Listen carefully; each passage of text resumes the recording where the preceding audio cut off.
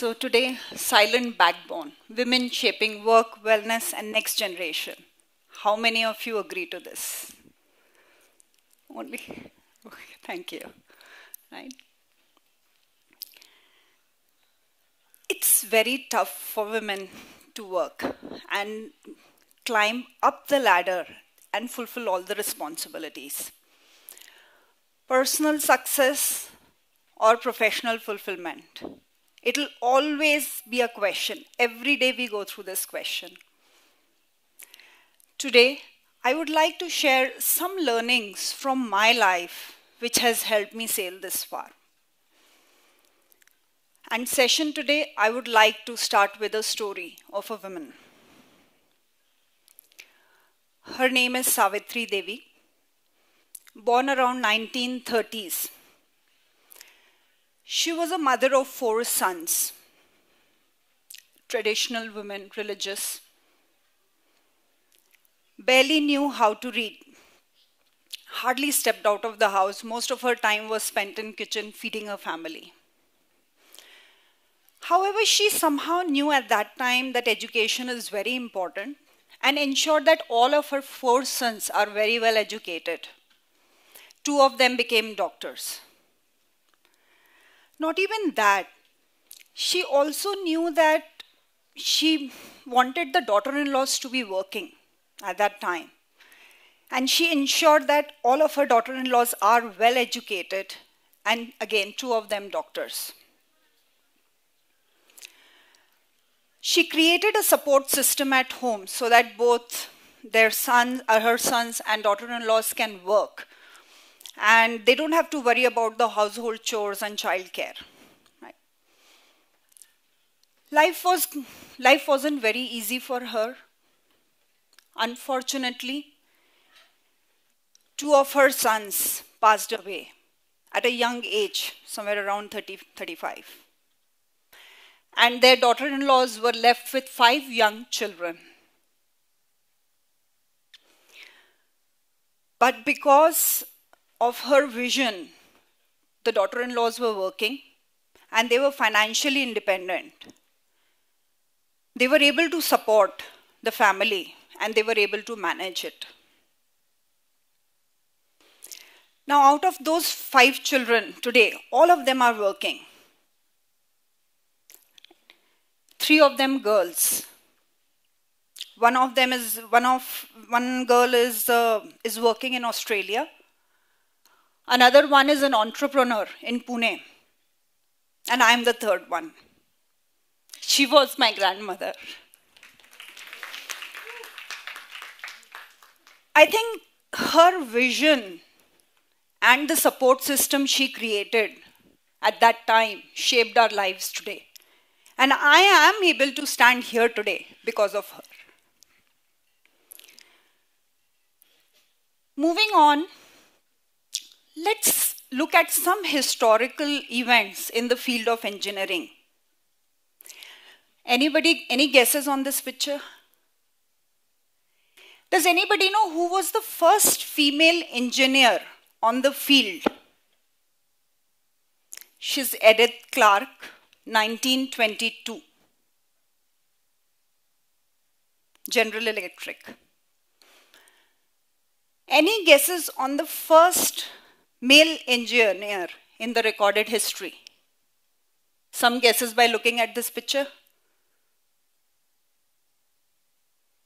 It's 2600 BC. 1922, 2600 BC. Such a huge gap. When I read about this, I was so surprised that how is it that whatever monuments which we see today, there is no women who contributed to in the field of engineering in those monuments. No, nothing has been recorded around women in any of the monuments we see today. We all know that women fought for the rights to vote, which was first given by New Zealand in 1893, and in United States, 1920. Generated by AI. Okay. So women, if you look at before 20th century, you would have read it in the lot of books and movies.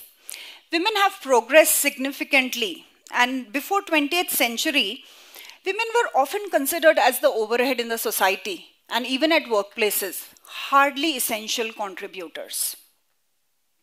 We have made significant progress in last 100 years in every domain than in the recorded history of last thousands of years. I want to share a small incident. This is the picture of my in-laws in Las Vegas. So we were in US, and my in-laws were visiting us in United States, and they wanted to see Las Vegas. If you would have seen in movies or visited Las Vegas, the girls are generally open there. They dress around in small dresses, roam around freely, talk to you, come hug you. Right? That's the culture there. So we were worried how they may take the culture there, especially my mother-in-law. She's a traditional woman. But what happened is, after visiting there, after a few days, I was asking her, what was your experience of Las Vegas? And she mentioned something very interesting to me. She told me, Shweta, women is free in this country. They are not scared. They can roam around freely. And I really wonder, when will women get this feeling in our country? Why I'm telling this slide, right? We looked at in the last slide that women have made significant progress in last 100 years. But if you look at India, we still have a lot more to do for us to be in par with the other developed nations. And these statistics show that, right? This is the statistics comparison between world and India. So around 200 years back, most of the nations were standing at a similar position. But a lot of other nations, developed nations, have progressed much faster as compared to what we have done in India. We have still grown significantly, but definitely there is a lot more for all of us have to do here. How many of you think that women participation in urban India in workforce is more than rural India? Anybody? Absolutely right answer. In rural India, 47% of the women, that's the 2024 statistics, 47% of the women participate in workforce. Compared to in urban, it is just 25%. And there is another very interesting statistics which was published in 2024, that from 2017 to 2024, the rate of growth of women participation in workforce in rural India is 70%, whereas in urban India, it is just 25%. A lot of women drop off their career between 30s and 40s. What is the major reason which is cited for this drop-off? Absolutely, childcare. Some of us even start thinking about quitting the job and taking care of a child even before we are married. This milestone is already set. 7 trillion economy by 2030. And if 50% of the population in our country is not going to contribute to this milestone, it will take ages for us to reach this milestone. Right?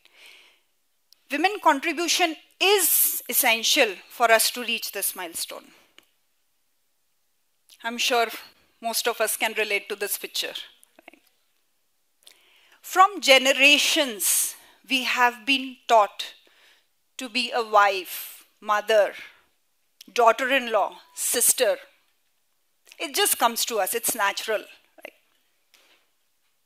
But today, we need to learn to fulfill all of these roles along with the profession. The real question is, can we be really best and perfect at everything? Everybody knows Indra Nooyi. She is the former CEO of PepsiCo, Fortune 50 CEO, and I think for 12 years, continuously 12 years, exceptional results have been delivered under her leadership by PepsiCo. And I truly agree to what she said. Work-life balance is a myth. It's completely a myth. In my personal life, there's no balance with work. Every day till now, it's all about juggling priorities. We cannot die on guilt. Right? And women, when we are juggling with these priorities and disturbances at home, quitting, that's the easiest route. Just quit. Everybody all around you forces you to quit. But in my experience, you just need to hang on. A child up to 5 years of age, it's very tough with work. 24/7 job. But if you somehow manage these critical years of childcare, rest of the life, you will be grateful if you just manage working along with your work. Today, I have a 15-year-old son, teenager. Any day, even if in some conversation I talk about quitting today, he is the first person who tells me, Amma, you can't quit. Because he knows one thing very clear. The day his Amma quits, he will be my biggest problem. And he just doesn't want to be that, right? Absolutely, absolutely clear. In the slightest, no, Amma, don't quit. I will manage everything. I'll be nice, right? So that's how he is. So we talked about work, we talked about family. I'll add wellness here. How many of you prioritize wellness? Very nice, nice to see. And I am your crowd. For me, wellness, I have learned that over the last 15 years, wellness is the priority for me today. And the reason is that I know that if I am physically fit, I will be able to take care of my family and my work very well. Right. So, exercise is the most important part of my routine today. Right. And my family knows that they don't disturb it. 1 week in a row, I have not missed my exercise for many, many years. Even during my pregnancy, I was working on my biceps, and people were like shocked, what is she doing with her big stomach and working out, right? And I have seen so many of my friends, we neglect health. But just imagine, right? A woman goes through puberty, childbirth, menopause, entire body changes, right? And I think we are the ones who have to prioritize health the most. And as Michelle Obama says here, I think if the woman is aware of the wellness, entire family will be aware. And even statistics have shown this. There are studies which have conducted on this. We'll do a very small exercise. It's a beautiful picture of a monkey, right? Very simple exercise to understand some aspect of our brain. So I would like all of you guys to close your eyes. I'll let you know when to open it. But only request is just do not think about this smiling monkey. So close your eyes and do not think about the smiling monkey, and I'll let you know when to open.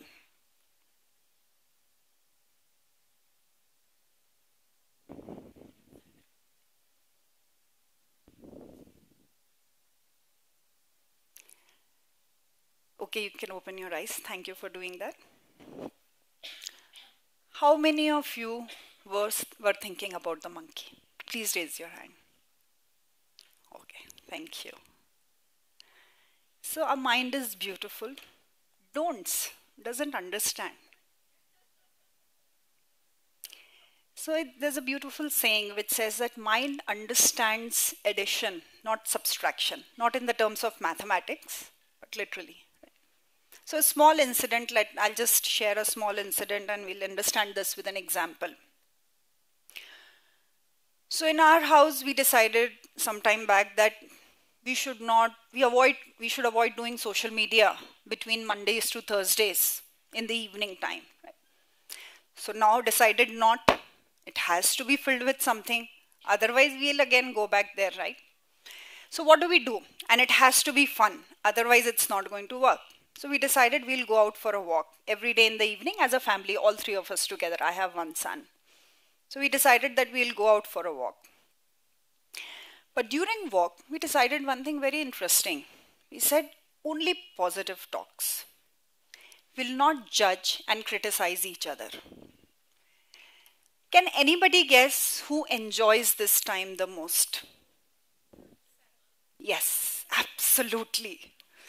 Because this time he knows that whatever he wants to share, he can share. And we will not judge him and we are not going to criticize him. And he opens up. And we never knew that something like this can happen. So even small things like this, we have to plan it out and we have to make it work. And this is one interesting thing that I realized in my journey of wellness is that two things are important. What do I add in my daily routine? And how consistently I'm following it through. If we do these two things, small steps, you don't have to make big steps, small steps, but it creates significant difference, compounding, right? That's what happens. I was talking to my colleague the other day, and he mentioned that his wife doesn't work because she's taking care of the kids. And he also mentioned one more thing. If she wants to work, she has to figure it out.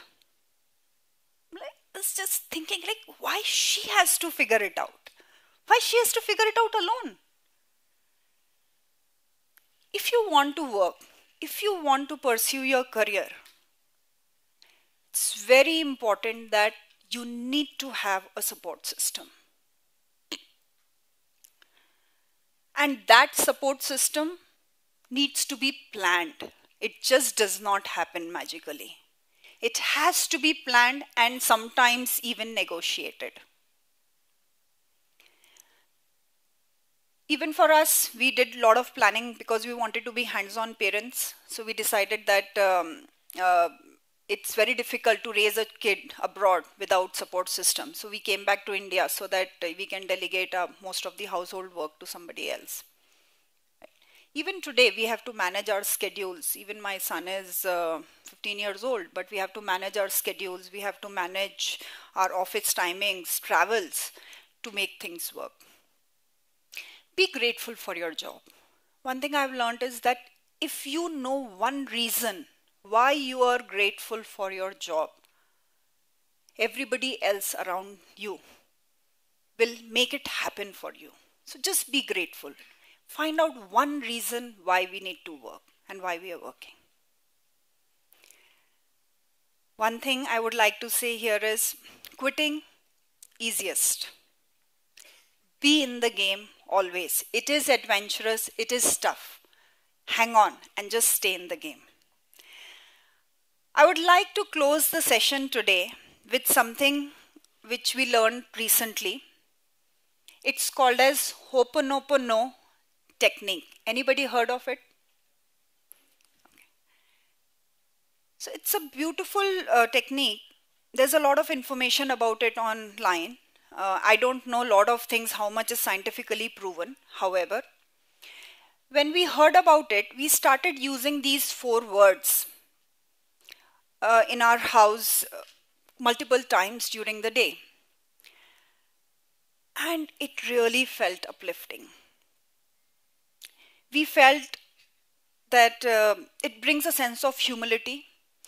It always brings smile on our face. So I have a request from everyone that as these words appear on the screen, I request you all to speak them aloud and let's experience the magic. Is it okay with everyone? Okay, thank you.